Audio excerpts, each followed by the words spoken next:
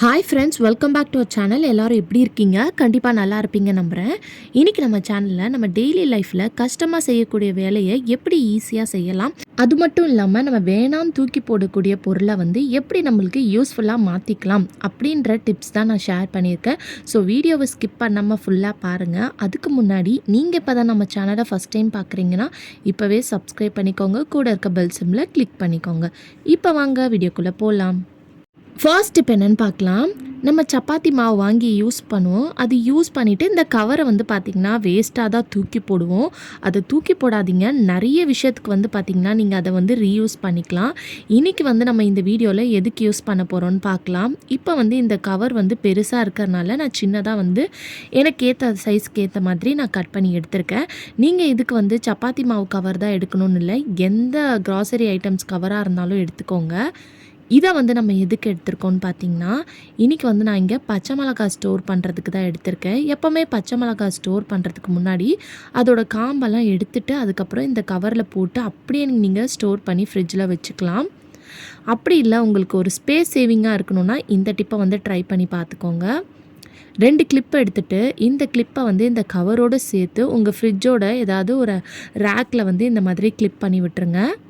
இந்த மாதிரி பண்ணும்போது உங்களுக்கு எடுத்து யூஸ் பண்ணுறதுக்கும் ஈஸியாக இருக்கும், ஸ்பேஸ் சேவிங்காகவும் இருக்கும். ட்ரை பண்ணி பாருங்கள். அடுத்த டிப் என்னன்னு பார்க்கலாம். நம்ம இந்த மாதிரி கிச்சனில் நிறைய பயிர் வகைகள், பருப்பு வகைகள்லாம் வாங்கி ஸ்டோர் பண்ணி வைப்போம். அதில் பார்த்திங்கன்னா வண்டு பூச்சிலாம் ஈஸியாக வந்துடும். இன்னும் நம்ம எங்கேயாவது ஒரு 1 வீக் டூருக்கு போகிறோம், வெக்கேஷன் போகிறோம் அப்படின்னா நம்ம எடுத்து யூஸ் பண்ணாமல் அப்படியே அது க்ளோஸாக இருக்கிறனால ஈஸியாக பார்த்திங்கன்னா அதில் இந்த மாதிரி பூச்சிலாம் வந்துட சான்ஸ் இருக்குது. ஸோ இந்த 2 பொருள் மட்டும் போட்டு வச்சு பாருங்கள், எவ்வளோ நாள் ஆனாலும் ஃப்ரெஷ்ஷாக இருக்கும். பிரியாணி இலையும் காஞ்ச மிளகாவும் போட்டு வச்சு பாருங்கள், எத்தனை நாள் ஆனாலும் அதில் எந்த ஒரு வண்டு பூச்சியும் வராமல் ரொம்ப நாள் வரைக்கும் ஃப்ரெஷ்ஷாக இருக்கும். ட்ரை பண்ணி பாருங்கள். அடுத்த டிப்புக்கு லெமன் தான் எடுத்திருக்கேன். இந்த ஒரு லெமன் இருந்தால் போதும், உங்கள் வேலையை பார்த்திங்கன்னா ஈஸியாகவும் சீக்கிரமாகவும் சட்டுன்னு செஞ்சிடலாம். அது எப்படின்னு சொல்லிட்டு வீடியோக்குள்ளே பார்த்து தெரிஞ்சுக்கோங்க. இப்போ ஒரு லெமனை நான் 2ஆக கட் பண்ணி ஆஃப் லெமன் மட்டும் எடுத்திருக்கேன். இப்போ இந்த தோசைக்கல்லை அடுப்பில் வச்சுட்டு லைட்டாக சூடு பண்ணிக்கோங்க. சூடான உடனே இந்த மாதிரி தேவையான அளவுக்கு தண்ணி ஆட் பண்ணிக்கோங்க. இப்போ இந்த தண்ணி லைட்டாக சூடான உடனே நம்ம கட் பண்ணி வச்சுருக்க ஆஃப் லெமன் ஜூஸை இதில் ஆட் பண்ணிக்கோங்க. இது கூடயே 1 ஸ்பூன் அளவுக்கு பேக்கிங் சோடா ஆட் பண்ணிக்கோங்க. நம்ம சமையலுக்கு யூஸ் பண்ணுற ஆப்ப சோடா. அதுக்கப்புறம் இது கூடயே 1 ஸ்பூன் அளவுக்கு உப்பு, சமையலுக்கு யூஸ் பண்ணுற நார்மல் சால்ட் ஆட் பண்ணிக்கோங்க. இது கூட நீங்கள் டிட்டர்ஜென்ட் பவுடர் ஆட் பண்ணிக்கலாம். அப்படி இல்லைனா டிஷ்வாஷ் லிக்விட் ஆட் பண்ணிக்கலாம். நான் இன்றைக்கி இந்த டிஷ்வாஷ் லிக்விட் ஆட் பண்ணியிருக்கேன். ஏன்னா இதில் புளி ஆட் பண்ணியிருக்கனால நம்மளுக்கு ரொம்பவே பார்த்திங்கன்னா யூஸ்ஃபுல்லாக இருக்கும். இப்போ இதை ஒரு 2 to 2 ட்ராப்ஸ் வரைக்கும் ஆட் பண்ணிக்கோங்க. நீங்கள் ஆட் பண்ணிவிட்டு இது நல்லா தண்ணி கொதிக்க விடுங்க. ஸோ இந்த மாதிரி கரைஞ்ச அந்த தண்ணியோட எல்லாம் பார்த்திங்கன்னா மிக்ஸ் ஆகணும். இப்போ இதை ஒரு பவுலில் ட்ரான்ஸ்ஃபர் பண்ணிக்கோங்க. இப்போ இது கொஞ்ச நேரம் சூடாகட்டும். ஸோ சூடாடினதுக்கப்புறம் இது நம்ம எதுக்கு யூஸ் பண்ணுறதுன்னு பார்க்கலாம். அதுக்கு முன்னாடி இப்போ இந்த தோசைக்கல்லை தான் நம்ம க்ளீன் பண்ண போகிறோம். இப்போ அந்த தண்ணி ஊற்றுனதுக்கப்புறம் நம்ம லெமன் ஜூஸ் பிழிஞ்சால் அந்த லெமன் தோல் இருக்கும் பாருங்கள், அதை வச்சு இந்த தோசைக்கல்லை நல்லா இந்த மாதிரி லைட்டான சூடில் வச்சு நல்லா தோசைக்கல் ஃபுல்லாக ஸ்க்ரப் பண்ணி விடுங்க. இது நம்ம எதுக்கு யூஸ் பண்ண போகிறோம்னு பார்த்தீங்கன்னா க்ளீனிங்காக தான் யூஸ் பண்ணுறோம். ஸோ நீங்கள் இந்த தோசைக்கல்லுக்கு பதிலாக கடாயில் கூட நீங்கள் இந்த மெத்தடை ட்ரை பண்ணிக்கலாம். இந்த மாதிரி டிப் ரெடி பண்ணும்போது உங்களுக்கு 2 வேலை பார்த்திங்கன்னா உங்களுக்கு நீங்கள் பண்ணிக்கலாம். தோசைக்கல்லும் க்ளீன் பண்ண மாதிரி இருக்கும், அதே சமயத்தில் உங்களுக்கு சூப்பரான ஒரு சொல்யூஷனும் பார்த்திங்கன்னா ரெடி பண்ண மாதிரி இருக்கும். இப்போ லைட்டாக இந்த மாதிரி லெமனை வச்சு நல்லா அந்த தோசைக்கல்லை ஸ்க்ரப் பண்ணும்போது அதில் இருக்கக்கூடிய எல்லா அழுக்கும் பார்த்திங்கன்னா உங்களுக்கு க்ளீனாக ரிமூவ் ஆயிரும். ஸோ இப்போ நீங்கள் இதை வாஷ் பண்ணி எடுத்துக்கலாம். உங்களுக்கு தோசை சரியாக வரலன்னா இந்த டிப்பை கூட நீங்கள் ட்ரை பண்ணி பாருங்கள். அதே மாதிரி தோசைக்கல் ரொம்ப எண்ணெய் பிசுக்காக இருக்குன்னா நீங்கள் தோசைக்கல்லில் பண்ணிக்கலாம். அப்படி இல்லைனா நீங்கள் யூஸ் பண்ணுற கடாயில் கூட பண்ணிக்கலாம். இப்போ நம்ம எடுத்து வச்சுருந்தா அந்த தண்ணி நல்லா சூடு ஆடினதுக்கப்புறம் பழைய பாட்டில் எதாவது இருந்துச்சுன்னா அதில் ஆட் பண்ணிக்கோங்க. நான் டிஷ்வாஷ் லிக்விட் பாட்டில் இருந்துச்சு, ஏன்னா அதில் நம்மளுக்கு ஹோல்ஸ் இருக்கும், யூஸ் பண்ணுறதுக்கு ஈஸியாக இருக்கும், அதனால அதில் ஆட் பண்ணிக்கிட்டேன். இப்போ இந்த தண்ணி பார்த்திங்கன்னா சூப்பராக உங்கள் கிச்சனில் ஒரு மேஜிக் மாதிரி உங்களுக்கு ஒர்க் ஆகும்.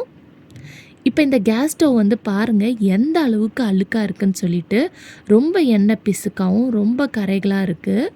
ஸோ சட்டுன்னு வந்து பார்த்திங்கன்னா நீங்கள் இதை க்ளீன் பண்ணி எடுத்துடலாம். உங்கள் வேலையை வந்து பார்த்திங்கன்னா ஈஸியாக வந்து உங்களுக்கு இது முடிச்சு கொடுத்துரும். இந்த மாதிரி ஒரு லிக்விட் நீங்கள் ரெடி பண்ணி வச்சுக்கிட்டிங்கன்னா உங்கள் கிச்சனையும் வந்து நீங்கள் க்ளீன் பண்ணி எடுத்துடலாம். அதே மாதிரி நீங்கள் தோசைக்கல் இல்லை கடாய் க்ளீன் பண்ணணும்னு நினச்சாலும் அதையும் வந்து நீங்கள் க்ளீன் பண்ணி எடுத்துடலாம். ஸோ இதனால் நம்மளுக்கு டைமும் வந்து பார்த்திங்கன்னா ரொம்பவே சேவ் ஆகும். இப்போ இந்த தண்ணியை வந்து லைட்டாக இந்த கேஸ் ஸ்டவ்வில் வந்து இந்த மாதிரி ஸ்ப்ரெட் பண்ணி ஊற்றி விட்டுக்கோங்க.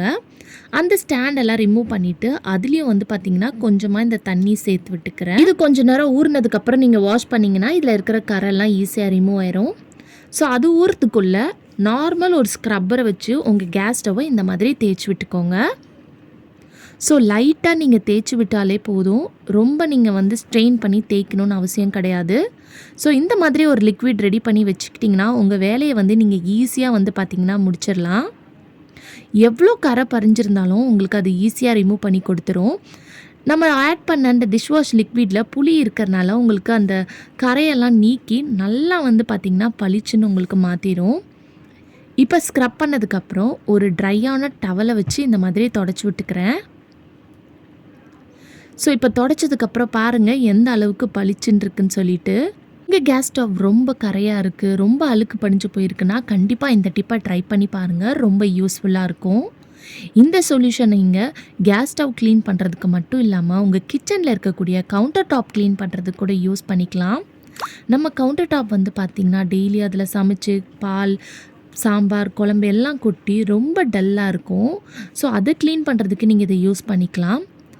உங்களோட சிங்கை க்ளீன் பண்ணுறதுக்கு கூட நீங்கள் யூஸ் பண்ணிக்கலாம். இதில் நம்ம உப்பு, பேக்கிங் சோடா, லெமன் எல்லாம் ஆட் பண்ணியிருக்கனால உங்களுக்கு நல்லா பளிச்சுன்னு உங்களுக்கு கவுண்டர் டாப்பை மாட்டி கொடுத்துரும். டைல்ஸில் லைட்டாக இந்த மாதிரி தண்ணியை ஊற்றி விட்டுக்கோங்க. ஊற்றி விட்டுட்டு ஒரு டவலை வச்சு நீங்கள் தொடச்சாலே போதும், ஈஸியாக உங்களுக்கு க்ளீன் ஆயிரும். ஸோ இப்போ பாருங்கள் எந்த அளவுக்கு gas stove, counter top, tiles எல்லாம் பளிச்சுன்னு இருக்குன்னு சொல்லிட்டு. ஸோ கண்டிப்பாக இந்த டிப் ரொம்ப யூஸ்ஃபுல்லாக இருக்கும். ட்ரை பண்ணி பாருங்கள். அடுத்த டிப் என்னென்னு பார்க்கலாம். இந்த மாதிரி மிளகு சீரகம்லாம் நம்ம கம்மியான குவான்டிட்டியில் அரைக்கணும் அப்படின்னா மிக்சியில் போட்டு அரைக்கிறதுக்கு பதிலாக இந்த டிப்பை ட்ரை பண்ணி பாருங்கள். இல்லை கரண்ட் போயிடுச்சுன்னா கூட நீங்கள் இந்த டிப்பை ட்ரை பண்ணிக்கலாம்.